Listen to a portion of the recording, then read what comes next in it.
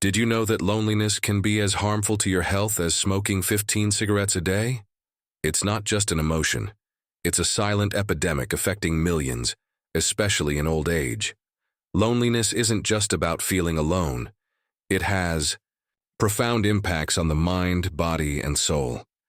From its deep philosophical roots to its devastating clinical consequences, loneliness touches every aspect of life. But here's the good news. It's not permanent, and there are practical steps you can take to fight it. In this video, we'll explore why loneliness exists, how it affects us, and most importantly, 5 powerful tools to combat it. These tools are simple, actionable, and life-changing, whether you're battling loneliness yourself or trying to help someone you care about. Stay with us, because by the end, you'll have a roadmap to rediscover connection and meaning. Loneliness is one of the most universal human experiences, yet one of the least understood. For centuries, it has been explored not only by philosophers but also by theologians, poets, psychologists, and scientists. These thinkers have sought to answer a profound question: why do we feel lonely, even in a world full of people? To truly understand loneliness, we must look at its roots, both in human nature and in the social structures that shape our lives. Let's dive deeper into the philosophical, cultural, and historical perspectives on loneliness to better understand where it comes from and why it affects us so profoundly. More than 2,000 years ago, Aristotle declared that humans are social animals. What did he mean by this? Aristotle believed that human beings are naturally wired to live in groups. Back in ancient Greece, the concept of individuality wasn't as dominant as it is today. People lived in close-knit communities, and the idea of being completely alone was almost unthinkable. To Aristotle, being connected to others wasn't just a luxury, it was essential for living a fulfilling life. Friendship, for example, wasn't just about having someone to talk to. It was about sharing virtues, supporting one another, and growing together. Without relationships, he argued, people couldn't reach their full potential as human beings. But what happens when that natural connection is missing? According to Aristotle, isolation cuts us off from what makes life meaningful, leaving us vulnerable to feelings of loneliness. Fast forward to the 19th century, and we encounter a very different perspective. Friedrich Nietzsche, a German philosopher, saw loneliness not as a weakness, but as a potential source of strength. Nietzsche lived in a time of great societal change. The Industrial Revolution was reshaping Europe, and traditional communities were beginning to break down. Amid this upheaval, Nietzsche emphasized the importance of embracing solitude. For Nietzsche, being alone wasn't necessarily a bad thing. He believed that solitude could lead to self-discovery and personal growth. It was in moments of isolation, he argued, that people could confront their true selves and develop the inner strength needed to face life's challenges. However, Nietzsche's perspective also acknowledges a harsh truth. Not everyone finds solitude empowering. For many, being alone feels like abandonment rather than an opportunity for growth. Nietzsche's view reminds us that while solitude can be valuable, it requires a mindset that not everyone finds easy to adopt. Sartre and existential loneliness. Jean-Paul Sartre, a 20th century French philosopher, added another layer to our understanding of loneliness. Sartre's most famous quote, "Hell is other people," is often misunderstood. He wasn't saying that relationships are bad or that we should avoid others. Instead, Sartre was highlighting the complexity of human interaction. He believed that much of our loneliness stems from the struggle to truly connect with others.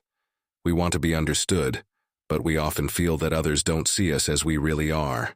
This gap between how we perceive ourselves and how others perceive us can make even the most crowded room feel isolating. Sartre's ideas resonate deeply in our modern age, where social media often amplifies the feeling of being unseen or misunderstood. The modern epidemic of loneliness. While loneliness has always been a part of the human experience, modern society has intensified it in unique ways. Over the last century, our lifestyles have shifted dramatically. Urbanization has moved people away from close-knit rural communities into anonymous cities. Family structures have changed, with more people living alone than ever before. And then there's technology. While it promises to connect us, it often leaves us feeling more isolated. Think about social media, for example. Platforms like Facebook and Instagram give us the illusion of connection. We can see what our friends are doing, share our thoughts, and even interact with strangers. But these interactions often lack depth. Instead of having meaningful conversations, we scroll through highlight reels of other people's lives, comparing ourselves to curated versions of reality. This can lead to a sense of inadequacy and disconnection, fueling loneliness. The biological roots of connection. It's not just philosophers who have explored loneliness. Biologists and neuroscientists have shown that our need for connection is deeply rooted in our biology. Humans evolved in groups because working together increased our chances of survival. Being part of a community meant protection from predators, access to resources, and support during difficult times. This evolutionary history explains why loneliness feels so painful.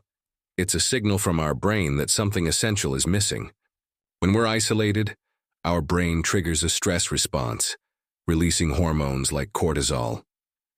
Over time, this stress takes a toll on our mental and physical health, which we'll explore in more detail in the next chapter.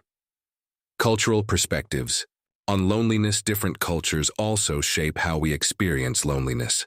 In Western societies, there's a strong emphasis on individualism, the idea that we should be self-reliant and independent. While this can lead to personal freedom, it can also create a sense of isolation, as people feel they must face their struggles alone. In contrast, many Eastern cultures place a greater emphasis on community and interdependence.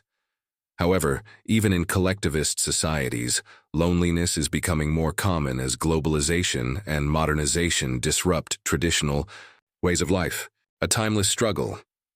What all these perspectives show us is that loneliness is both universal and deeply personal.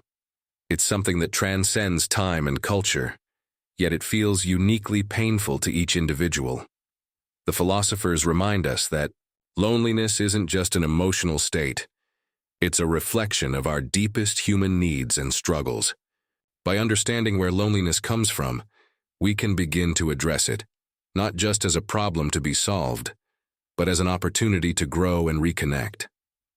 In the next chapter, we'll dive into the psychological effects of loneliness. We'll explore how it shapes the way we think, feel, and interact with the world, and why it's so hard to escape once it takes hold. Chapter 2. The psychological impact of loneliness. Loneliness doesn't just affect how we feel. It changes the way we think, behave, and even how we see the world. Psychologists describe loneliness as more than just being physically alone. It's a perceived lack of connection, the painful gap between the relationships we want and the ones we actually have. Let's explore how loneliness influences our thoughts, emotions, and social interactions, and why it can feel so overwhelming. How loneliness affects the mind. When we feel lonely, our brain goes into a heightened state of alertness. This might seem surprising, but it's actually a survival mechanism. In our evolutionary past, being alone was dangerous. Isolation meant you were more vulnerable to predators or other threats, so the brain developed ways to keep you on guard. This alertness can backfire in the modern world. Studies show that loneliness increases activity in the brain's threat detection system, making us more sensitive to social rejection or criticism. For example, you might find yourself overthinking a casual comment or assuming people don't like you, even when there's no evidence to support it. This mindset creates a vicious cycle. Loneliness makes us more cautious and self-protective, but that same caution can push others away, deepening our sense of isolation. The emotional toll of loneliness. Loneliness also takes a heavy toll on our emotions. One of the most common feelings associated with loneliness is sadness, a deep, persistent sadness that doesn't go away easily. Over time, this sadness can turn into hopelessness, making it hard to believe that things will ever get better. But loneliness doesn't just cause sadness. It can also lead to anger, frustration, and even resentment. For instance, a lonely person might feel bitter toward others for not reaching out or guilty for not making more effort themselves. These conflicting emotions can make it even harder to reconnect, trapping people in a cycle of loneliness. Anxiety is another common response. When you feel disconnected from others, it's natural to worry about whether you'll ever rebuild those connections. Social anxiety, in particular, can make lonely people hesitant to engage with others, even when they desperately want to. The fear of rejection becomes so strong that it paralyzes action. The loneliness. Bias loneliness also warps how we perceive social interactions. Psychologists call this the loneliness bias. When you're feeling isolated, you're more likely to interpret social situations negatively. For example, if someone doesn't respond to your message right away, you might assume they're ignoring you, even if they're just busy. This bias is one of the reasons loneliness can be so hard to break out of. It makes us less likely to take social risks, like reaching out to a friend or joining a group, because we expect rejection.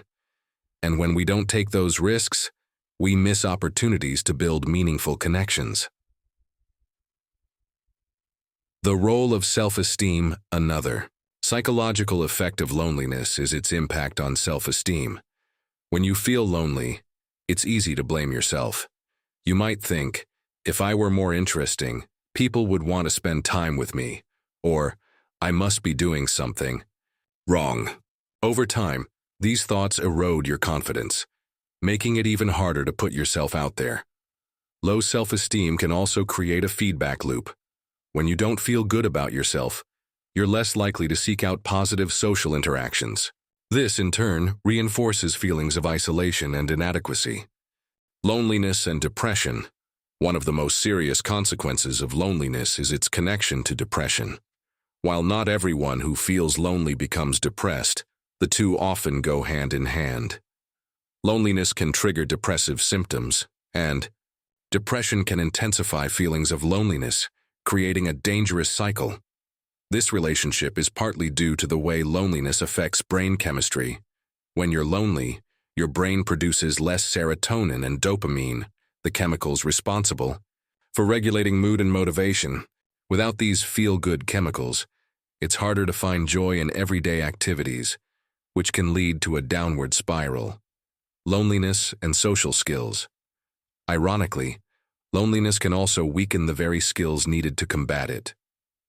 Prolonged isolation makes it harder to read social cues, hold conversations, or navigate group dynamics. This isn't because lonely people lack these abilities. It's simply that, like any skill, social interaction requires practice. Without regular opportunities to engage with others, even the most socially adept person can start to feel out of place. For example, imagine not speaking a language for years.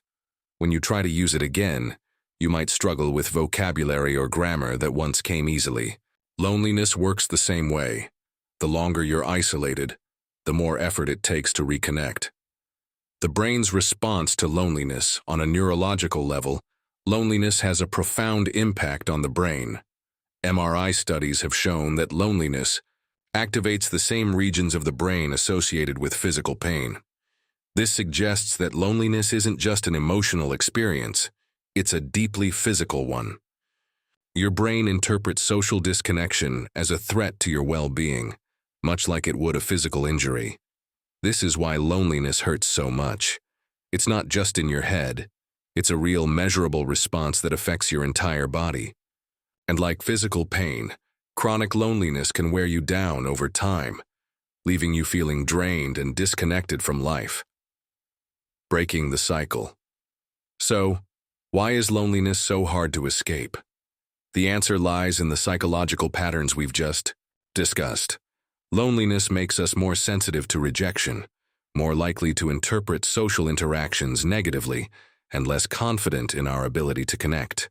These patterns feed into each other, creating a self-reinforcing loop. But here's the hopeful part. These patterns can be broken. By understanding how loneliness affects our thoughts and behaviors, we can start to challenge these patterns and take steps toward connection. In the next chapter, we'll explore the clinical effects of loneliness on the body and why it's not just a mental health issue. It's a physical one too. Chapter 3. The clinical effects of loneliness on the body. Loneliness isn't just an emotional or psychological experience. It has profound effects on the body.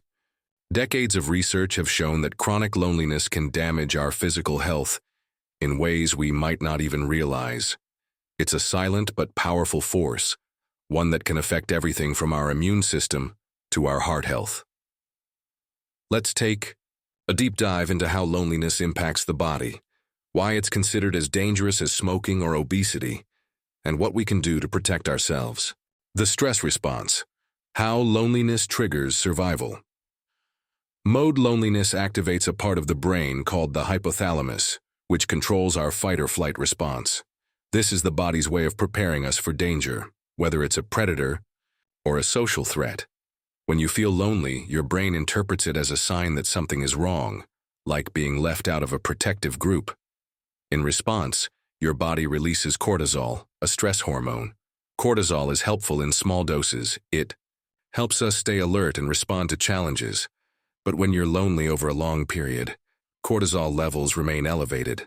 This constant state of stress takes a toll on your body, leading to a weakened immune system, higher blood pressure, and chronic inflammation. Chronic inflammation is particularly concerning. It's been linked to a wide range of diseases, including arthritis, diabetes, and even cancer. This means that loneliness isn't just unpleasant, it's physically harmful. Heart health and loneliness. The heart is one of the organs most affected by loneliness. Studies have shown that lonely people are at a significantly higher risk of developing cardiovascular disease. Here's why. When cortisol levels remain high, it increases blood pressure and damages the walls of your blood vessels. Over time, this can lead to conditions like hypertension, atherosclerosis, and an increased risk of heart attacks or strokes. To put this into perspective, research has found that loneliness increases the risk of early death by 26%, a number comparable to the effects of smoking 15 cigarettes a day. This startling statistic highlights how loneliness is not just a mental health issue, it's a public health crisis. Loneliness and the brain. One of the most alarming effects of loneliness is its impact on the brain. Over time, chronic loneliness can lead to cognitive decline and an increased risk of dementia.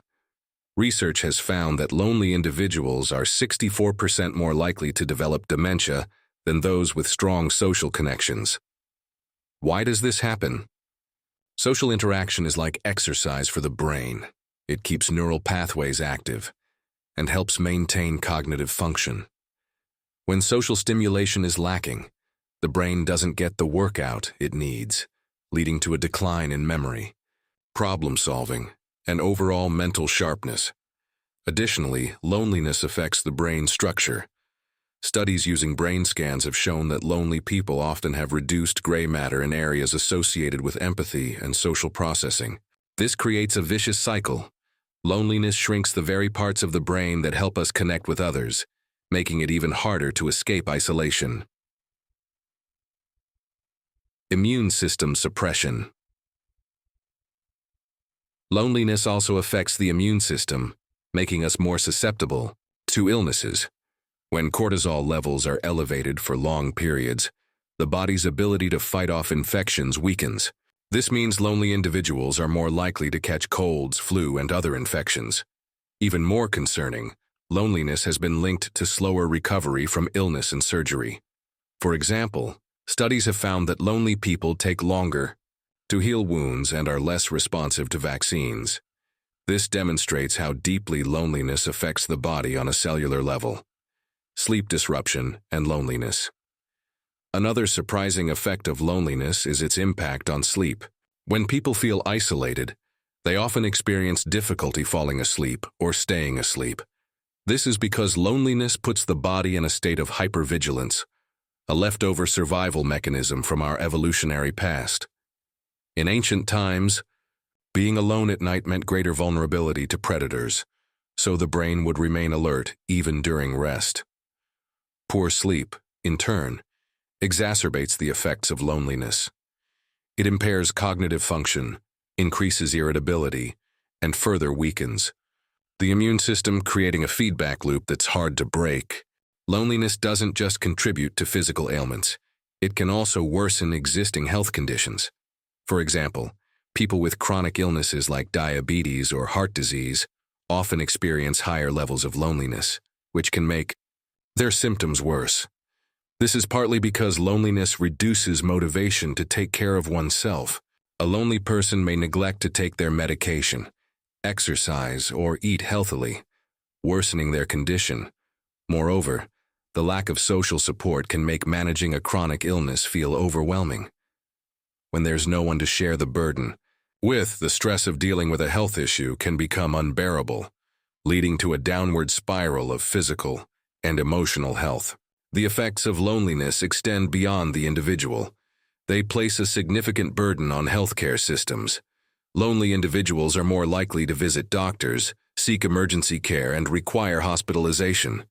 In fact, some healthcare professionals are now referring to loneliness as a hidden epidemic because of its widespread and costly impact.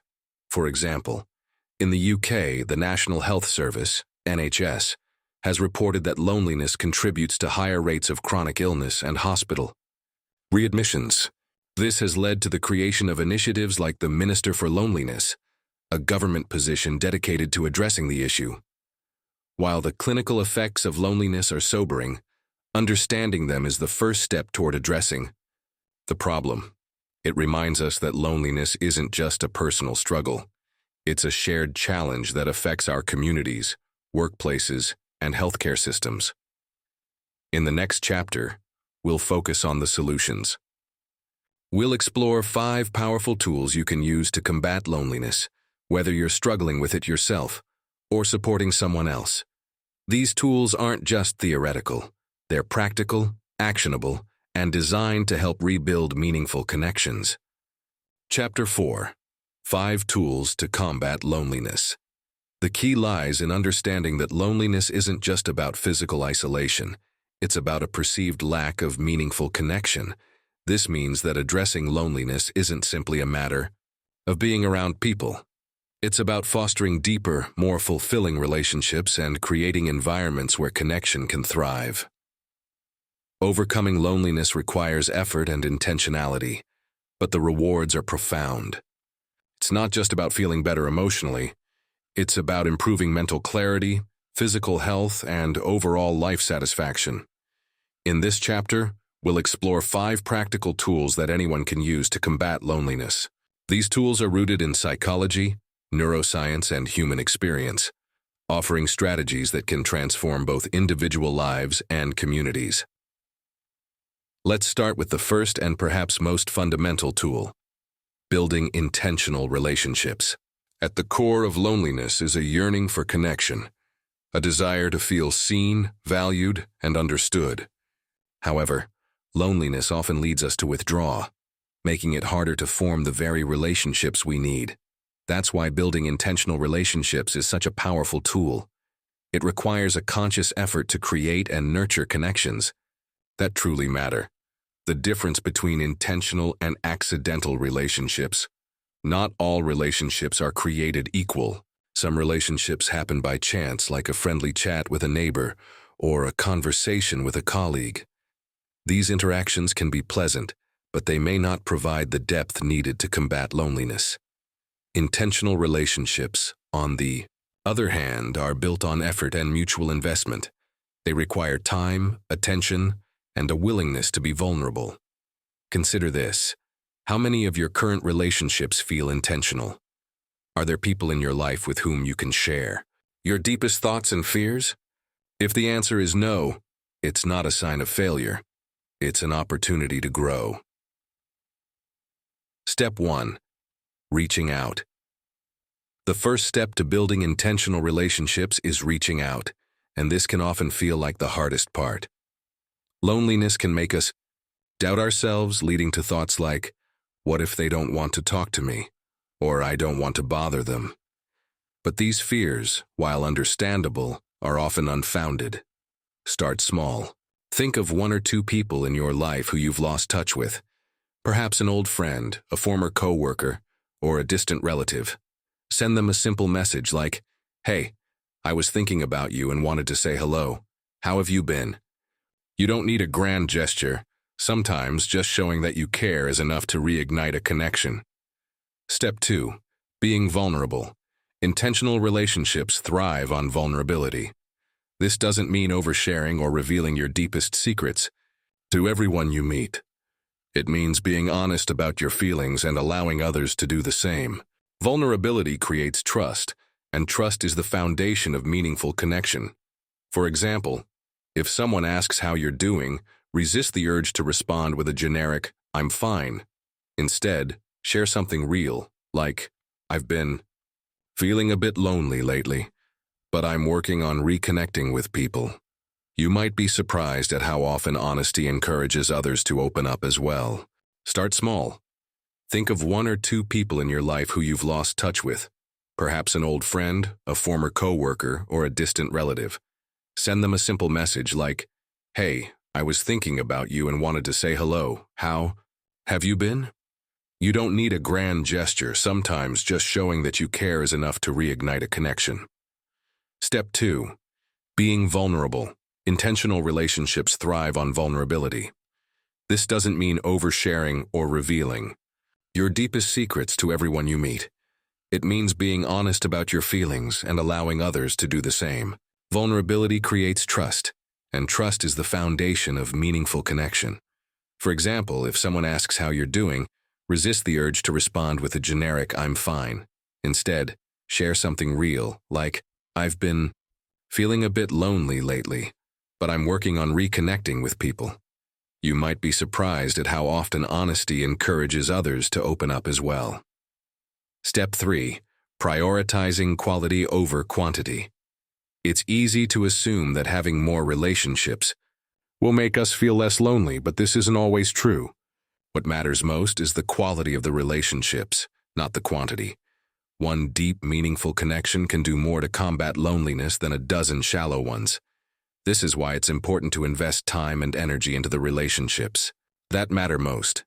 Identify the people in your life who make you feel valued and supported, and focus on strengthening those bonds. This might mean scheduling regular phone calls, planning monthly meetups, or simply making an effort to check in more often. Step 4. Practicing active listening. One of the simplest yet most powerful ways to deepen a relationship is by practicing active listening. When someone shares something with you, give them your full attention. Put away distractions, make eye contact, and show that you're truly present. Active listening isn't just about hearing words. It's about understanding emotions and responding with empathy. For example, if a friend tells you they've had a tough day, don't rush to offer solutions. Instead, say something like, "That sounds really hard. I'm here for you." These small moments of understanding can have a big impact. Step 5. Setting boundaries. Intentional relationships are built on mutual respect, and that includes respecting each other's boundaries. Sometimes loneliness can make us cling to relationships that aren't healthy or fulfilling. It's important to recognize when a connection isn't serving you, and to prioritize relationships that bring positivity into your life. Setting boundaries doesn't mean cutting people off completely. It simply means being clear about your needs and limits. For example, if a friend consistently cancels plans or makes you feel drained, have an honest conversation about how their actions affect you. Healthy relationships are a two-way street, and setting boundaries ensures that both parties feel valued. Why intentional relationships matter. Building intentional relationships isn't just about combating loneliness. It's about creating a support system that can carry you through life's challenges. These relationships provide emotional nourishment, foster personal growth, and remind us that we are not alone. But remember, building intentional relationships takes time. It's not something that happens overnight, and it requires patience and persistence. Start with small steps, like reaching out to someone today. Over time, these efforts will build a foundation of trust and connection that can transform your life. Next, we'll explore the second tool, Engaging in community activities, a powerful way to find belonging and purpose while forging new connections. Let's dive into how shared experiences can heal loneliness and create a sense of togetherness. Tool 2. Engaging in community activities. Loneliness thrives in isolation, and one of the most effective ways to combat it is by becoming part of a community. Community activities offer more than just a chance to be around people. They create opportunities for shared experiences, mutual support, and a sense of belonging. When we engage with others in a meaningful way, we remind ourselves that we're part of something larger than our individual struggles. Let's break this tool down into actionable steps and explore why community engagement is so transformative. Why community activities matter. Humans are inherently social beings, and throughout history, communities have been the cornerstone of survival and well-being. In ancient times, people lived in tribes where cooperation and connection were essential for finding food, raising children, and protecting one another. Today, while we no longer rely on tribes for physical survival, the need for social bonds remains just as critical for our emotional and mental health. Community activities provide the opportunity to fulfill this need in a modern context. They allow us to connect with others who share our interests, values, or goals, creating a space where we feel seen and supported. Beyond that, participating in community activities gives us a sense of purpose, an antidote to the aimlessness that often accompanies loneliness. Step 1. Identify your interests and passions. The first step in engaging with a community is figuring out what activities resonate with you. Ask yourself, what hobbies or interests bring you joy? What causes or values are important to you? What activities have you always wanted to try but never made time for? For example, if you enjoy reading, consider joining a book club. If you're passionate about the environment, look for a local cleanup initiative or conservation group. By aligning your community involvement with your interests, you'll be more likely to enjoy and sustain these connections over time. If you're unsure where to start, think about activities you enjoyed as a child. Reconnecting with those early passions can often reignite a sense of curiosity and excitement. Step 2. Take the first step. Once you've identified a potential activity, the next step is to get involved. This can feel intimidating at first, especially if you're shy or haven't participated in group activities before. But remember, every member of a community was once a newcomer. Start by researching opportunities in your area. Libraries. Many libraries host free events like workshops, lectures, and book clubs. Community centers. These often have classes, sports leagues, and other activities tailored to different age groups. Religious or spiritual groups. If faith is important to you, attending services or joining a study group can create meaningful connections. Volunteer organizations. From animal shelters to food banks, volunteering is a great way to meet people while giving back. If attending an event alone feels overwhelming, consider bringing a friend or family member. Alternatively, let the organizer know you're new. They'll often go out of their way to help you feel welcome. Step 3. Embrace the power of shared experiences. Community activities are about more than just being in the same room as other people. They're about creating shared experiences that foster a sense of belonging. When we work together toward a common goal, whether it's painting a mural, organizing a fundraiser, or simply playing a team sport, we develop bonds that go beyond surface-level interactions. Shared experiences create opportunities for teamwork. Collaborating with others builds trust and camaraderie. Storytelling. Participating in activities together creates shared memories that can deepen relationships. Growth. Learning new skills or tackling challenges as a group fosters a sense of accomplishment. For example, imagine volunteering at a community garden. As you plant seeds and pull weeds alongside others, conversations naturally flow. Over time, these small moments of connection can blossom into lasting friendships. Step 4. Look beyond immediate results. One of the most common challenges in engaging with a community is the expectation of immediate results. You might attend an event and leave feeling like you didn't connect with anyone on a deeper level. This can be discouraging, but it's important to remember that building relationships takes time. Consistency is key. Commit to showing up regularly, whether it's a weekly knitting circle, a monthly hiking group, or a seasonal volunteer project. Over time, people will begin to recognize you, and connections will form naturally. Think of community activities as planting seeds. You may not see the results right away, but with patience and persistence, those seeds will grow into meaningful relationships. Step 5. Find your purpose through service. One of the most rewarding aspects of community involvement is the opportunity to help others. Research shows that acts of kindness and service can significantly reduce feelings of loneliness. When we focus on contributing to others, we shift our attention away from our own struggles and find a sense of purpose.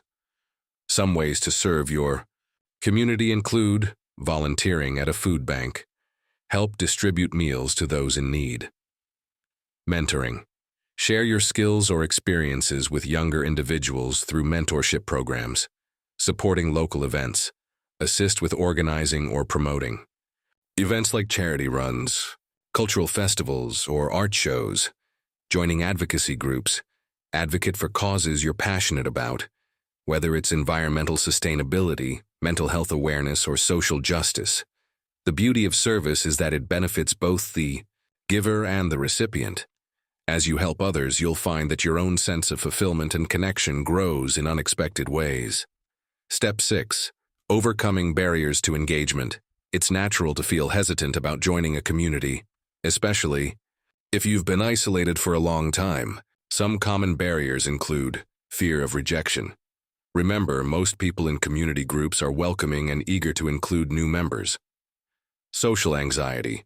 Start with smaller, low-pressure activities, like a meditation class or a workshop with limited participants. Time constraints. Even small commitments like attending a monthly event or volunteering for an hour a week can make a big difference. If you feel nervous, remind yourself that taking the first step is often the hardest part.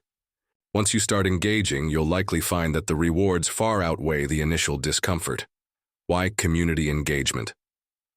Works community activities address loneliness on multiple levels. They provide social interaction, opportunities to meet, and connect with others. Purpose. A sense of contributing to something greater than yourself. Structure. Regular events and commitments that give your life rhythm and focus. But perhaps most importantly, they remind us that we are not alone. In community, you're part of a network of people who care about each other and share common goals. This sense of belonging is one of the most powerful antidotes to loneliness. In the next section, we'll explore the third tool, leveraging technology thoughtfully to foster connection in the digital age. Whether you're using apps, video calls, or online communities, technology can be a bridge to deeper relationships when used intentionally. Let's dive in. Tool 3. Leveraging technology.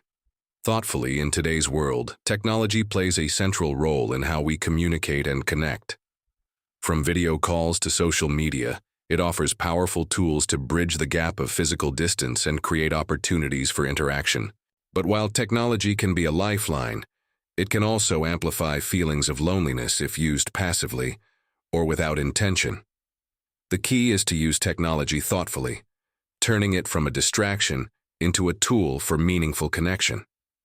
Let's explore how you can make the most of technology to combat loneliness. The double-edged sword of technology has revolutionized the way we connect, but it's not without its challenges.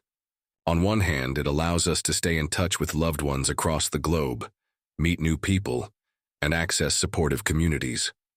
On the other hand, excessive screen time, superficial interactions, and the pressure of social media comparisons can deepen feelings of isolation. Why does this happen? The answer lies in how we use technology. Passive scrolling, liking posts, or watching videos can give the illusion of connection without the emotional depth that truly combats loneliness. But when used intentionally, through active engagement, meaningful conversations, and participation in communities, Technology can be a powerful ally. Step 1. Prioritize video and voice communication. One of the most effective ways to use technology for connection is through video and voice calls. Unlike texts or emails, these forms of communication allow you to hear someone's tone, see their facial expressions, and experience a sense of presence that's closer to in-person interaction. Schedule regular calls. Set aside time for weekly or bi-weekly calls with family or friends. Consistency is key to maintaining relationships. Use video for special moments. Celebrate birthdays, achievements, or even casual updates through video calls. Seeing someone's face creates a deeper bond than written messages. Embrace voice notes. If video calls feel too formal, try sending voice messages. They add a personal touch and allow the recipient to hear your emotions. Remember, even short conversations can make a big difference. A 5-minute video call can brighten someone's day, and yours. Step 2. Join online communities. The internet is home to countless communities where people with shared interests come together. Whether you're passionate about art, fitness, gaming, or personal development, there's likely an online group that aligns with your interests. Find your tribe. Platforms like Reddit, Facebook groups, and Discord host communities for nearly every topic imaginable. Search for groups that resonate with your passions or goals. Participate actively. Don't just observe. Join discussions, ask questions, and share your experiences. Active participation helps build connections within the community. Step 5. Learn and teach. Using technology, one of the most fulfilling ways to use technology is for learning and teaching. Sharing knowledge not only helps others, but also builds confidence and creates meaningful connections. Take online courses. Platforms like Coursera, Udemy, and Skillshare offer courses on a wide range of topics. Joining discussion forums within these platforms can connect you with other learners. Host virtual workshops. If you have a skill or hobby you're passionate about, consider hosting online workshops or tutorials. Teaching others fosters connection and gives you a sense of purpose. Join language exchanges. Apps like Tandem and HelloTalk pair users who want to practice different languages. It's a fun and interactive way to connect with people from around the world. Learning and teaching create shared goals and mutual investment, laying the groundwork for deeper connections. Step 6. Balance online and offline life. While technology is a powerful tool, it's important to strike a balance. Over-reliance on virtual connections can sometimes leave us feeling disconnected from the real world. To avoid this, use technology to enhance your offline relationships. Meet online friends. In person. If possible, arrange to meet online friends in real life. Shared in-person experiences can deepen virtual friendships. Set screen time limits. Allocate specific times for using technology and make room for offline activities, like going for a walk or reading a book. Combine technology with real-world goals. For example, use fitness apps to connect with local running groups or event apps like Meetup to find in-person gatherings. Technology is a bridge, not a crutch. When used thoughtfully, technology has the power to combat loneliness by fostering genuine connections, expanding your social network, and creating opportunities for shared experiences. The key is to approach it with intention, focusing on quality over quantity, and using it as a tool to enhance, rather than replace, real relationships. Next, we'll explore the 4th tool, fostering intergenerational connections. These relationships have unique benefits, offering a blend of wisdom, perspective, and mutual support. Let's dive into how bridging generational gaps can enrich lives and combat loneliness. Tool 4. Fostering intergenerational connections. Loneliness doesn't discriminate by age, but the effects of loneliness often manifest differently across generations. Older adults may feel isolated due to retirement or the loss of loved ones, while younger people might struggle with the pressure of building their lives in a fast-paced digital world. Bridging the gap between generations can create relationships that are mutually enriching and uniquely powerful in combating loneliness. Intergenerational connections offer a rare opportunity for both sides to grow, learn, and feel valued. Older generations provide wisdom and life experience, while younger generations bring energy, fresh ideas, and a new perspective on the world. Let's explore why these connections are so important and how you can foster them in your life. The power of intergenerational connections. Research consistently shows that intergenerational relationships are beneficial for both younger and older people. They help reduce feelings of isolation, increase empathy, and create a sense of purpose. For older adults, these relationships provide an opportunity to share their stories, pass down knowledge, and feel a sense of significance. Many older individuals feel forgotten or undervalued, and forming bonds with younger people reminds them that their experiences still matter. For younger people, interacting with older generations offers a chance to learn valuable life lessons, gain perspective, and build resilience. Younger people often report feeling more grounded and inspired after spending time with older mentors. Intergenerational connections aren't just beneficial, they're transformative. They help break stereotypes and build bridges, fostering a sense of unity and shared humanity. Step 1. Start within your family. One of the easiest ways to build intergenerational connections is by focusing on your own family. Many families have a wealth of untapped relationships between grandparents, parents, aunts, uncles, and younger relatives. Plan family gatherings. Create opportunities for different generations to interact. This could be as simple as hosting a weekly family dinner or organizing a game night. Encourage storytelling. Ask older family members to share stories about their lives. Younger generations often find these narratives fascinating, and it helps older relatives feel valued.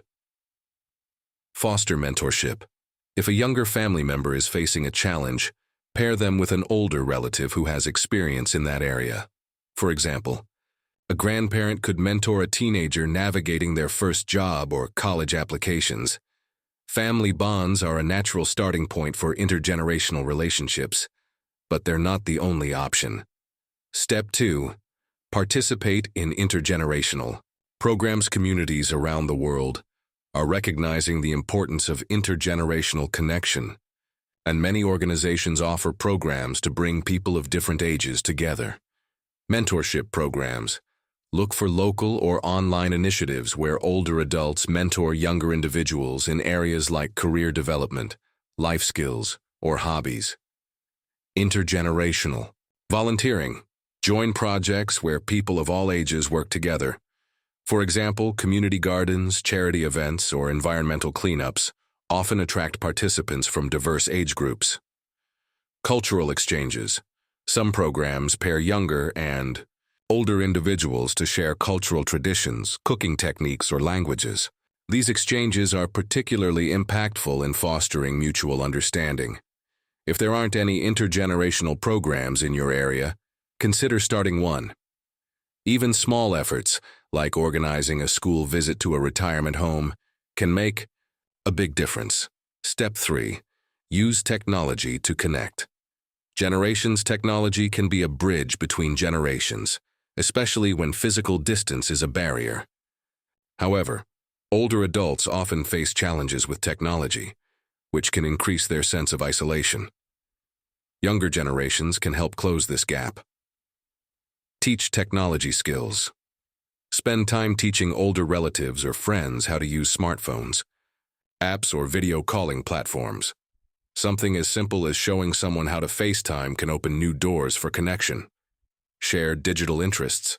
Introduce older generations to podcasts, YouTube channels, or online games that align with their interests. Similarly, younger people can benefit from older adults' recommendations for books, music, or films. Collaborate on projects. Use technology to work on something together. For instance, create a digital scrapbook, record family history, or start a blog highlighting shared interests. These efforts not only build skills, but also create shared experiences that strengthen bonds. Step 4. Bridge generational stereotypes. One of the barriers to intergenerational connection is the prevalence of stereotypes. Older people might see younger generations as entitled or overly reliant on technology, while younger people may view older generations as out of touch or resistant to change. Challenge assumptions. Approach intergenerational relationships with curiosity rather than judgment. Ask questions and listen actively to understand the other person's perspective. Find common ground. Focus on shared values or interests rather than differences. For example, both generations might enjoy discussing travel, music, or current events. Celebrate differences. Recognize that differences in perspective are opportunities for learning, not barriers. Older adults can share the wisdom of experience, while younger people can provide fresh insights. Breaking down stereotypes helps create relationships built on respect and empathy. Step 5. Create meaningful traditions. Intergenerational relationships are strengthened through rituals and traditions. These shared activities create lasting memories and provide a sense of continuity. Start annual events. Plan activities like family reunions, holiday gatherings, or community picnics that involve multiple generations. Celebrate milestones together. Mark birthdays, graduations, or retirements as opportunities for all generations to come together. Engage in hobbies. Choose activities that everyone can enjoy, such as baking, hiking, or crafting. These hobbies create a space for organic connection. Traditions are more than just events. They're opportunities to create shared history and deepen bonds. Step 6. Volunteer. Together, volunteering is a powerful way to bring generations together for a common purpose. Working side by side fosters connection while making a positive impact on the community. Community service projects. Join efforts like food drives, neighborhood cleanups, or charity events that welcome participants of all. You're not mentorship in volunteering. Older adults can guide younger people in community work, teaching them the value of giving back. Collaborative fundraising. Organize or participate in fundraisers that require teamwork, such as bake sales, car washes, or walkathons. Volunteering not only strengthens intergenerational bonds, but also reinforces a sense of purpose and shared values. Why intergenerational connections work. These relationships create a unique dynamic that is both supportive and transformative. Older adults feel a renewed sense of purpose and joy. Younger people gain wisdom and perspective. Both generations experience reduced loneliness and increased empathy. Intergenerational connections remind us that no matter our age, we all have something valuable to offer. By fostering these relationships, we build a more compassionate, understanding, and connected world. Next, we'll move to the fifth and final tool, seeking professional help. For those who find loneliness overwhelming, therapy and support groups can provide the structure and guidance needed to heal and rebuild connection. Let's explore this crucial resource in detail. Tool 5. Seeking professional help. For many people, loneliness can feel like an unshakable burden, something that persists despite their best efforts to connect with others. When loneliness becomes overwhelming or starts to affect mental and physical health, seeking professional help is a powerful and necessary step. Therapists, counselors, and support groups offer tools and strategies that can help individuals navigate the complexities of loneliness and build meaningful connections. Let's explore how professional help can make a difference and the steps to take in accessing it. The role of therapy in combating loneliness. Therapy is often misunderstood as something only for people in crisis, but it's much more than that. A therapist provides a safe, non-judgmental space where you can explore the root causes of loneliness, identify patterns in your thoughts and behaviors, and develop strategies for change. Understanding the root causes. Loneliness is often linked to deeper issues like low self-esteem, unresolved trauma, or negative thinking patterns. A therapist can help you uncover these underlying factors and address them directly. Rebuilding. Social confidence. Many people who feel lonely struggle with social anxiety or fear of rejection. Therapy can help you rebuild confidence by teaching techniques like assertiveness, boundary setting, and effective communication. Breaking negative thought cycles. Loneliness can lead to self-defeating thoughts like, "Nobody cares about me," or "I'll never find meaningful relationships." Therapists use cognitive behavioral techniques to challenge and reframe these beliefs, creating space for positive change. Therapy isn't about fixing you. It's about equipping you with the tools to navigate life's challenges and rebuild connections with yourself and others. Types of therapy for loneliness. Different therapeutic approaches can address loneliness in unique ways. Here are some options to consider. Cognitive behavioral therapy, CBT. CBT focuses on identifying and changing negative thought patterns that contribute to loneliness. For example, if you assume others don't want to spend time with you, CBT can help you challenge this belief and take steps to reconnect. Interpersonal therapy, IPT. IPT is designed to improve communication skills and strengthen relationships. It's particularly effective for those whose loneliness stems from conflicts, grief, or significant life changes. Mindfulness-based therapy. This approach emphasizes staying present and managing negative emotions. Mindfulness techniques can help reduce the emotional toll of loneliness and foster self-compassion. Group therapy. In a group setting, you can share your experiences with others facing similar challenges. This not only reduces the feeling of isolation, but also provides a supportive community to practice social skills. The benefits of support groups are another valuable resource for those experiencing loneliness. Unlike one-on-one therapy, support groups bring together people who share similar struggles, creating a sense of solidarity and mutual understanding. Shared experiences. Knowing that others have felt what you're feeling can be incredibly validating. Support groups provide a space where you can share your story without fear of judgment. Learning from others. Group members often share strategies and insights that have worked for them, offering new perspectives and approaches. Accountability and motivation.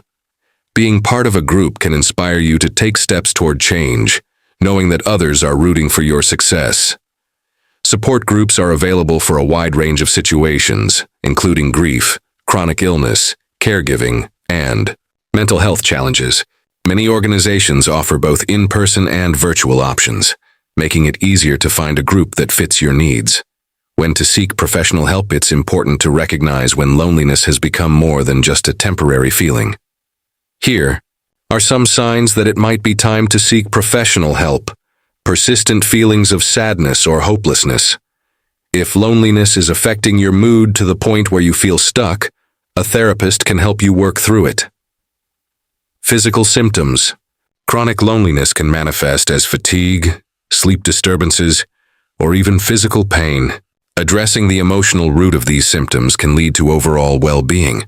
Difficulty functioning.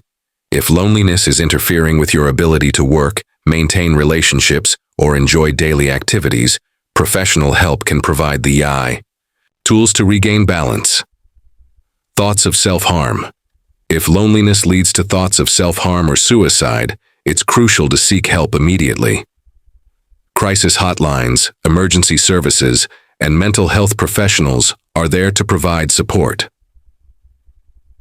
Seeking help is a sign of strength, not weakness. It shows that you're taking proactive steps to prioritize your well-being. How to find the right support. Finding the right professional help might feel daunting, but there are many resources available. Therapists and counselors. Look for licensed professionals who specialize in loneliness, anxiety, or relationship issues. Online platforms like BetterHelp and Talkspace make therapy accessible from home. Community centers. Many local organizations offer free or low-cost counseling services. Check with libraries, community centers, or religious institutions for referrals. Employee assistance programs, EAPs. If you're employed, your workplace may offer free access to counseling services through an EAP, hotlines and crisis services. If you need immediate support, crisis hotlines provide confidential help 24/7. In the U.S., the National Suicide Prevention Lifeline, 988, and similar services worldwide are available to assist. When choosing a therapist or group, consider factors like their approach, availability, and cost.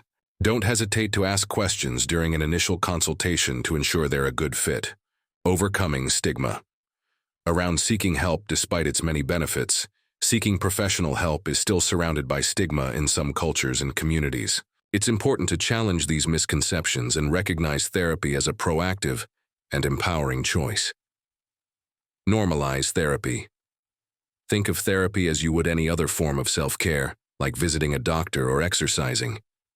It's a way to invest in your mental and emotional health. Educate yourself. Understanding how therapy works can demystify the process and reduce hesitations. Celebrate the choice. Acknowledge that seeking help takes courage. It's a step toward healing and growth, not a sign of failure. The more we talk openly about therapy, the more we break down the barriers that prevent people from accessing it. Why professional help? Work's loneliness can feel overwhelming, but it's not a permanent state.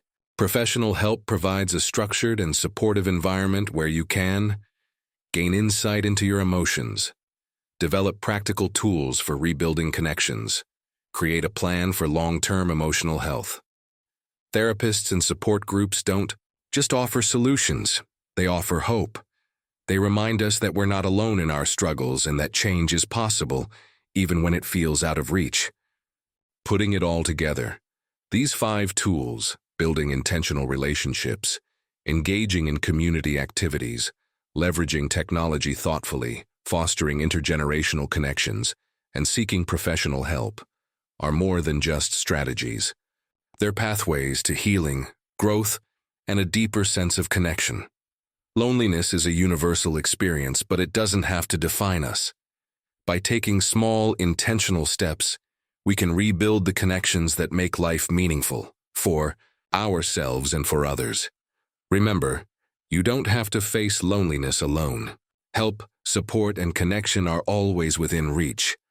Loneliness is a powerful emotion, one that can leave us feeling stuck, invisible, and disconnected from the world around us.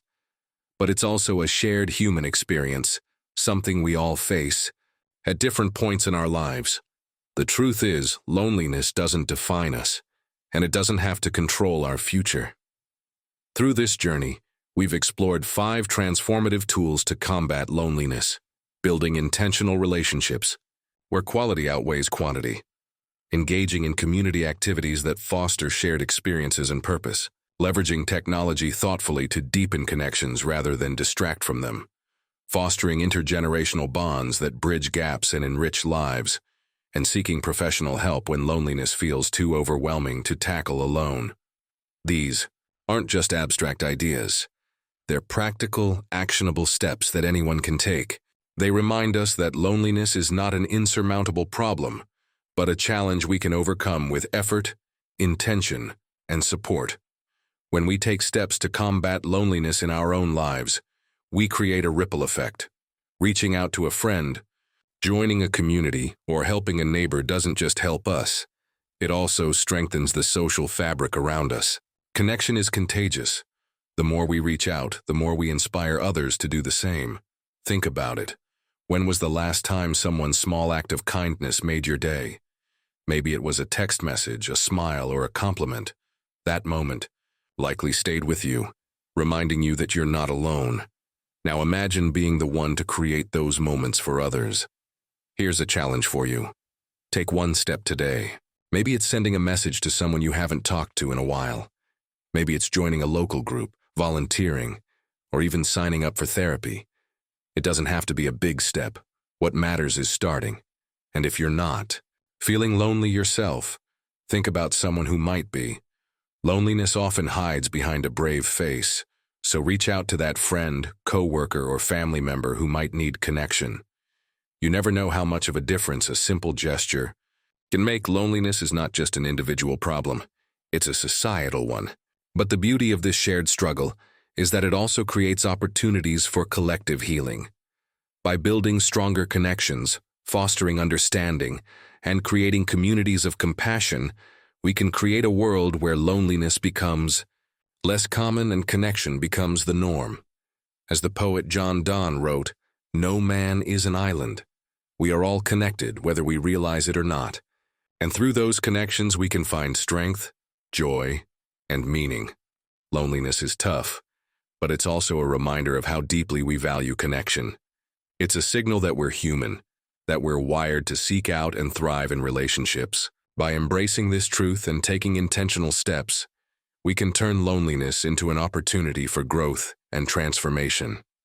Let's build a world where no one has to feel invisible, where no one is left behind. It starts with you, and it starts with me. Thank you for taking this journey with us. If this message resonated with you, share it with someone who might need to hear it. Let's spread connection, kindness, and hope, one step at a time.